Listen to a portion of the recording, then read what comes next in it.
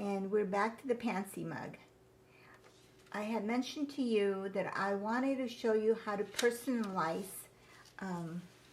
your china or your mugs. So I went ahead and did this one here.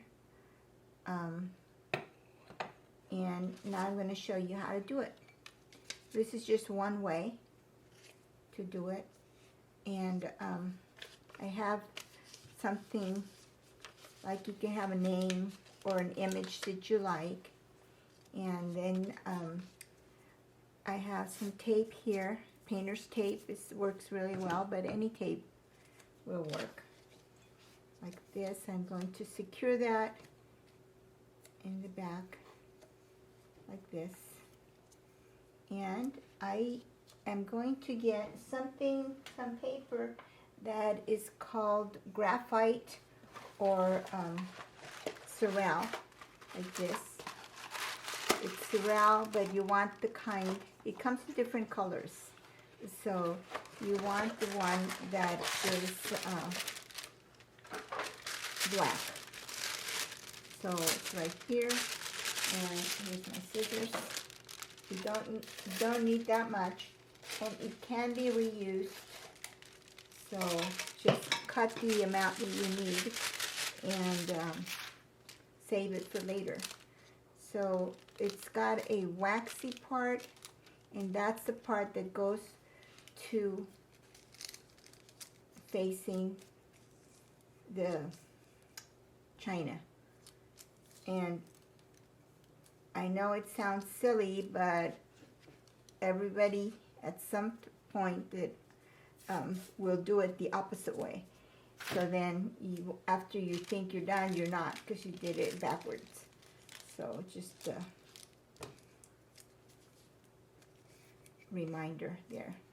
All right, so you secure it, and you make sure that the 3 sections are attached and that they're not going to move on you.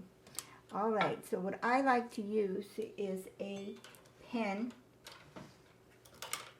because it's got a metal nib and it's a little bit stronger. All right, so here we go.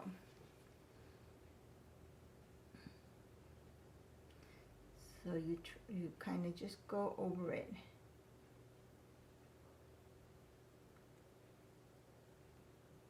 And I like to tape it so that it is like a hinge. So you don't want to tape all the way around, because you don't want to. You want to be able to take a peek and see if it's right. Now see all that dark that looks like dark carbon? That's not a problem. That's going to fire out.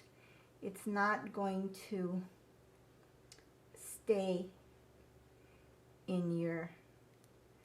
Once this goes through the kiln, the firing, it gets red hot, so everything else is going to just fire out. So this, now you don't have to do it this way. If you're very good at calligraphy, you can just freehand it. But some of us, you know, you can do your, you want to do a certain style, then you can do that. All right, so here we go. There it is. Now you can get a little paper, cotton, and take the excess off like this, the excess powder, but you don't have to be too perfect, because like I said, that will fire out. Alright, so all you need is like a guide. There we go. So the next step is you use a crow quill pen like this. And I know that you can get it at an art store. You can get them, I got them at Blix. Also Michael's has them. And so you're going to come in here and you're going to take your paint from your palette. Now I will show you at in another video how to prepare your palette. But you will, they're like a thick paste, like a toothpaste consistency. So what we need for this project is we need to have like an ink consistency.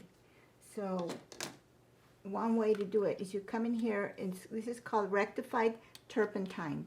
They also have that at the art shops. I know I get them at Blick. Okay, so here's goes one, maybe that's 2 drops there. So now we're going to make that inky. So I like to use this method because the turpentine eventually evaporates, so you don't have an oily draining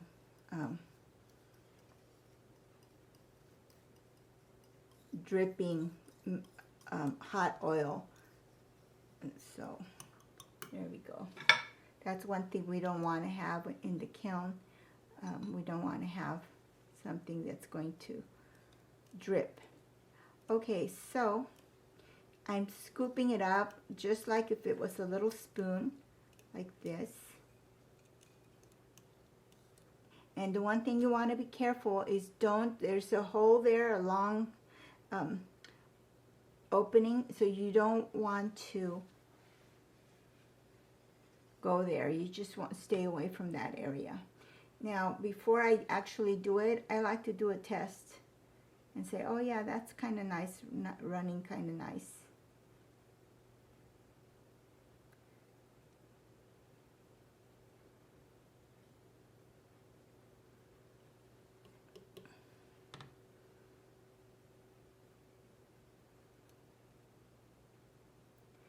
I really think this is so useful to know this, because everybody at some point is going to want to be giving a gift, an anniversary, graduation, and it's so handy to just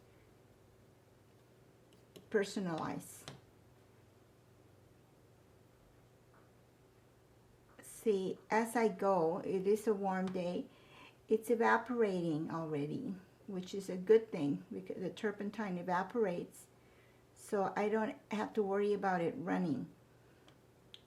Because there's another way that where you use just the oil, and it has a tendency, if you don't get it just right, then you'll end up with drips. So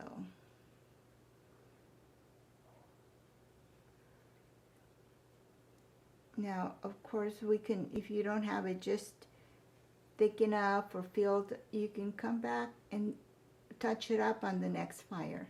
But I don't think we're going to need to do that. I think that that's going to work out just fine.